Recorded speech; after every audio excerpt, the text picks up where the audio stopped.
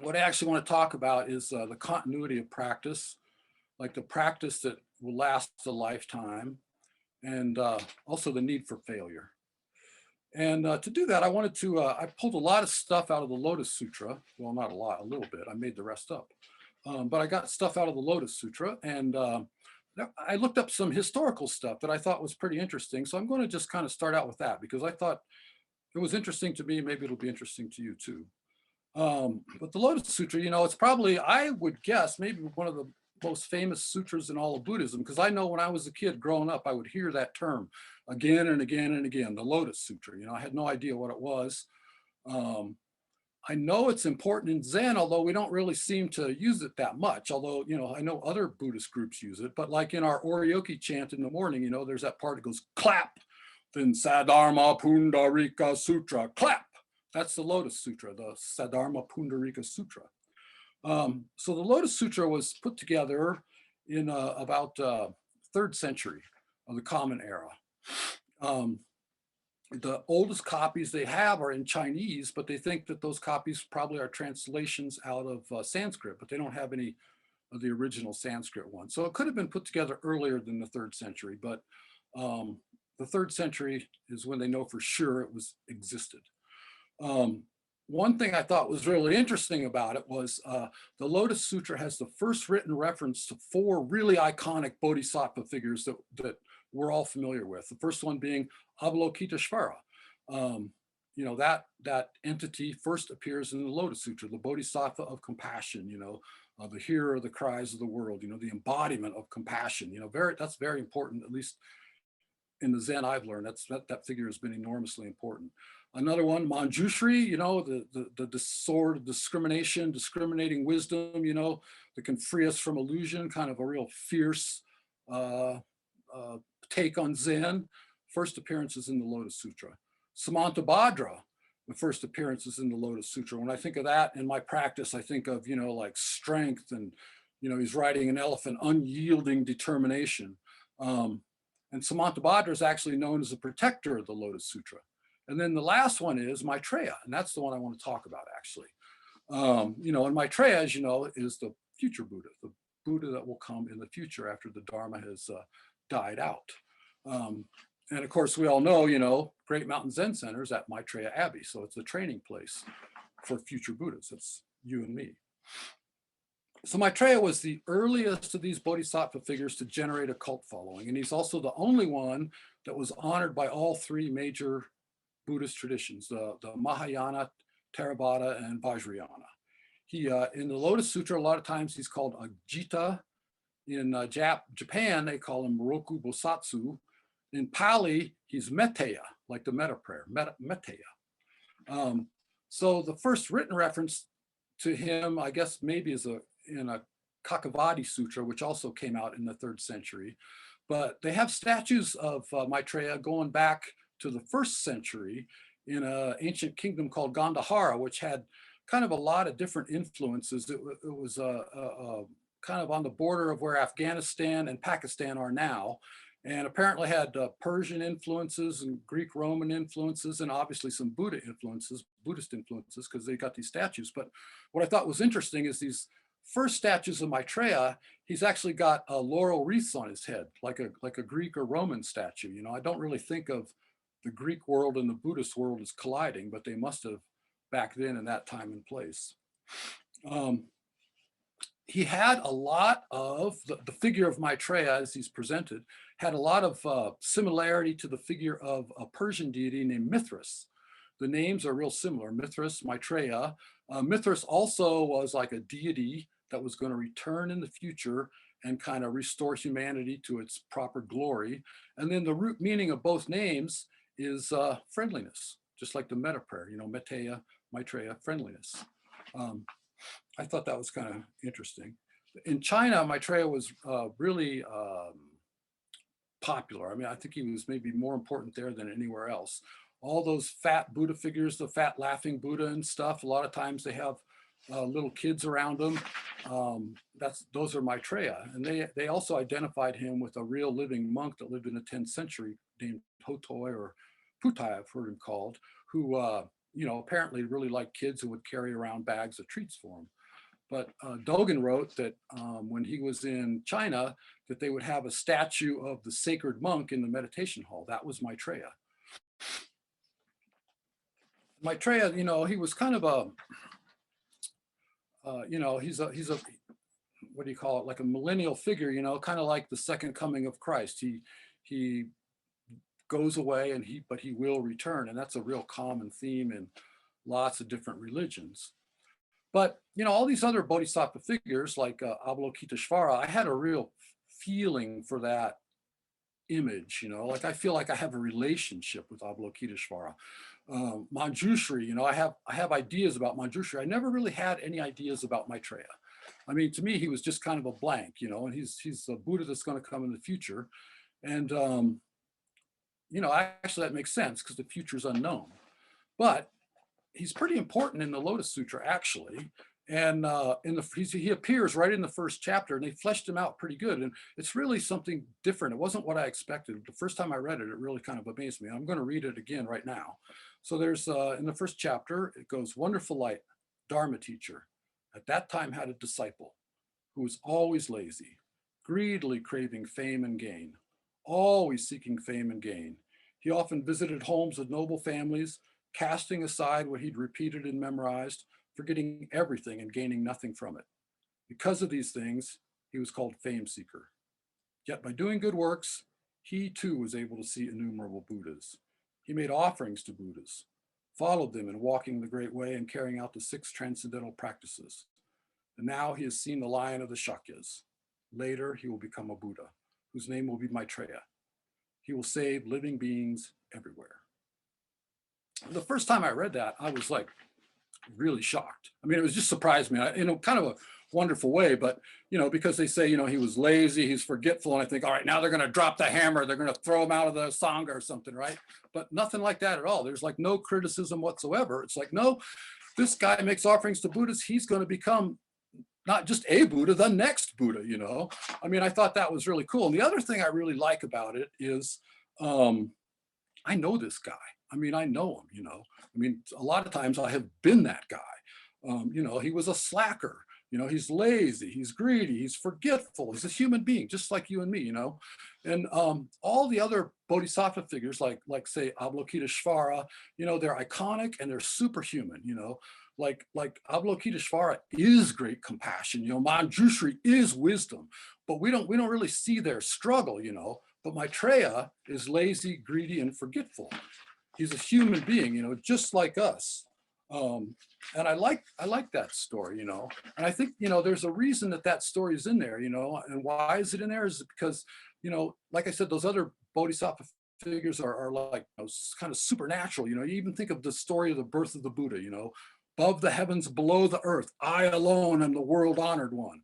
It's got the aura of the supernatural. Maitreya doesn't have anything like that. He's like a person, like kind of a schlunk. He reminds me of my kid when he was like 14, I mean, but he's going to be a Buddha, and I like that story because, for one reason, my own practice is, I often think of it as pretty far from perfect, pretty, no matter how hard I try, when I'm done, I think, oh, I could have tried harder, but I didn't.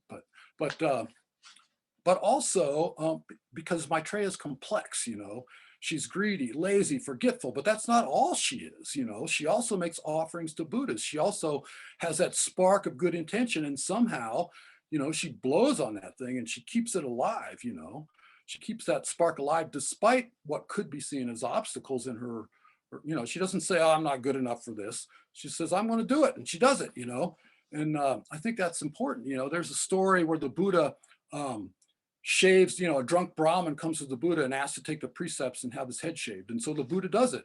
And then the guy staggers off, and the Buddha's disciples say, why did you do that? The guy's going to renounce all this in 5 minutes. As soon as he sobers up, he's going to go back to the way he was. And the Buddha says, because I want to encourage that spark of intention in him. This will bear fruit later on,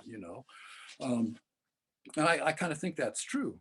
When I think of Maitreya, I think of like enthusiasm, despite obstacles, enthusiasm to practice. She made offerings. She followed the Buddha way. When I first started sitting, I carved a lot of little Buddhas, and I have the first one I carved, is on my dresser. And it's like the most crooked Buddha you ever saw. It wasn't real clear about how straight we were supposed to sit. So he's kind of slumping and everything else. But um, I also couldn't make the face serene. So instead I just put a big smile on his face, you know. And I like that because I like to remember how happy I felt when I like found the path of Zen. You know, it was such a relief to find that. And sometimes, you know, practice can be hard. It's nice to keep in touch with like that the joy side of it, you know, to keep that spark alive, you know. And I think somehow, you know, that's what I get out of Maitreya, you know, that somehow despite her obstacles or flaws, she just kept going.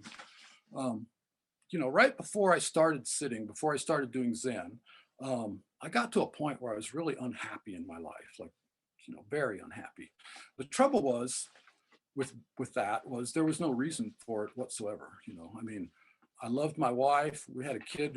Our son was 4 or 5 years old. I adored him. We owned our home. I lived out of town up in the mountains, kind of where I always wanted to live. I was self-employed. I worked out in the woods. I couldn't think of anything that I could get that would make me happy, but I didn't feel happy, you know, but I didn't want a boat or anything. I mean, it was like a mystery. And I really struggled with that. And so, you know, I've been a runner since I was in high school, and you know, I'm not like an athlete. I guess you call me a fun runner, you know, like when I run, predators follow me waiting for me to stumble so they call the herd, you know, but it's always been kind of relaxing to me to go for a run. And so I do that, you know, I've always done that. And I use it like, it's almost like meditation. It's very meditative. So I went for a run one day and I just took up this idea like, why am I so unhappy? Why am I so unhappy? There's nothing wrong with my life, but I'm not satisfied. So I ran, I got up on this hill kind of west of our house, and I got to the top of the hill. I had this like vivid mental image. And the image was there was a path I'd been on going, say, north, you know, straight north maybe.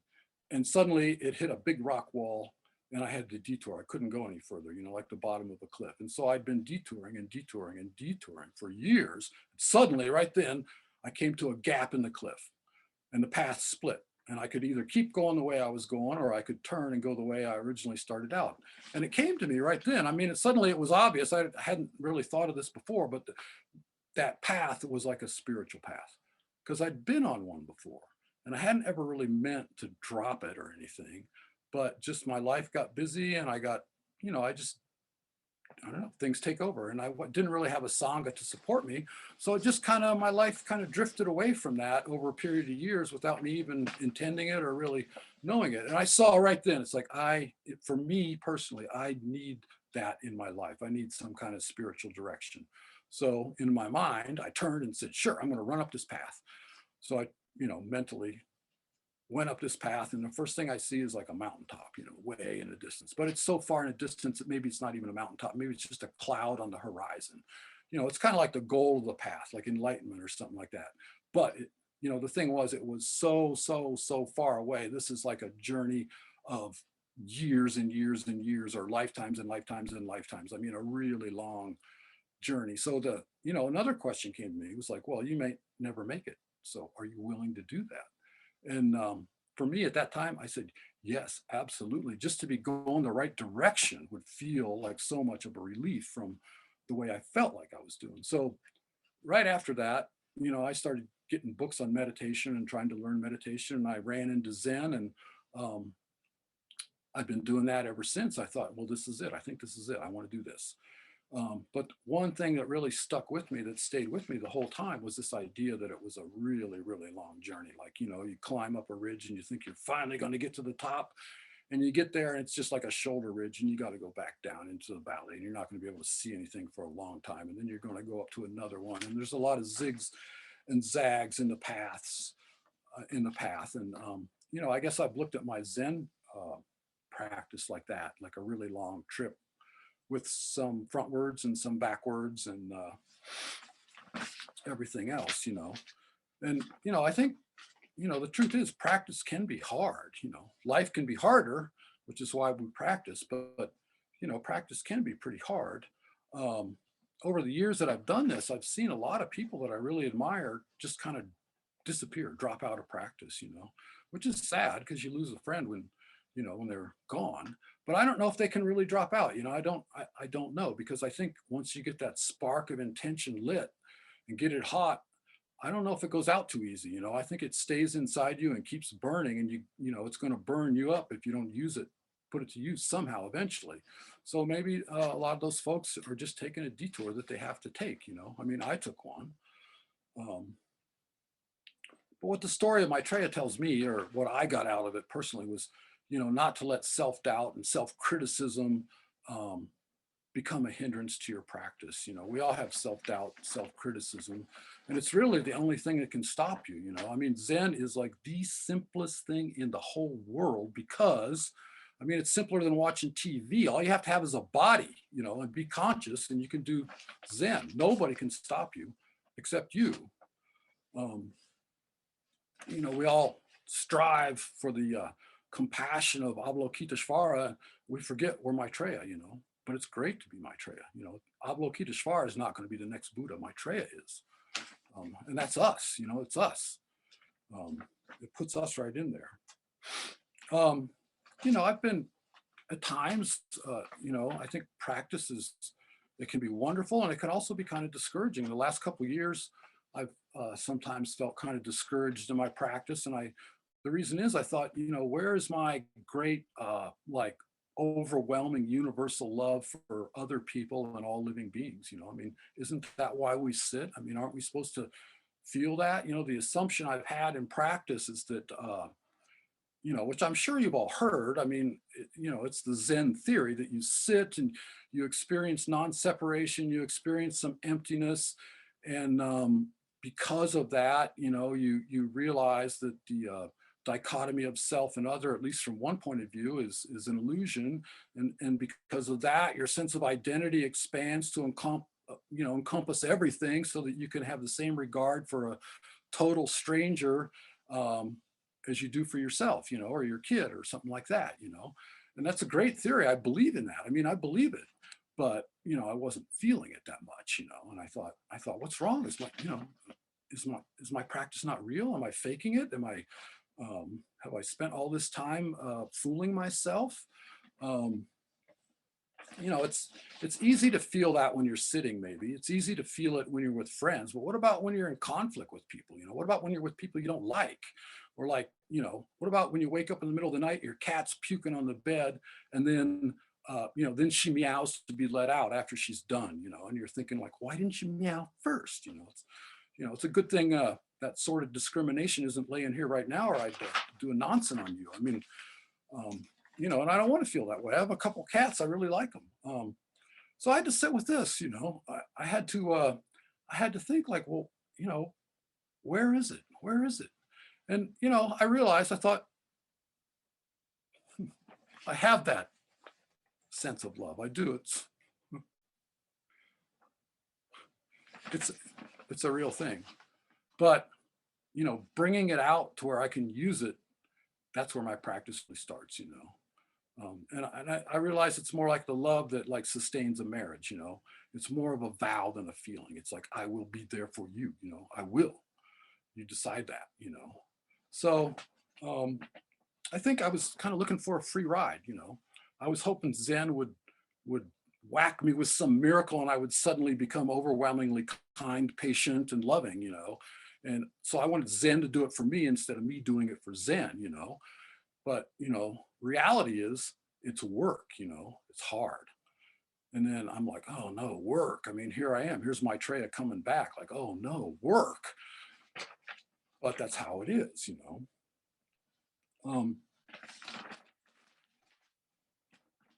I think of Zen really as a lifetime journey, a really long journey, which I think is great. I mean, I think it's really good because Zen is so much bigger than we are. The quest is so much larger than we are. It's larger than one life. So, which is wonderful. I hope I'm doing it I hope I'm doing it with my last breath. I mean, what if you could knock it out in 5 years? Then what?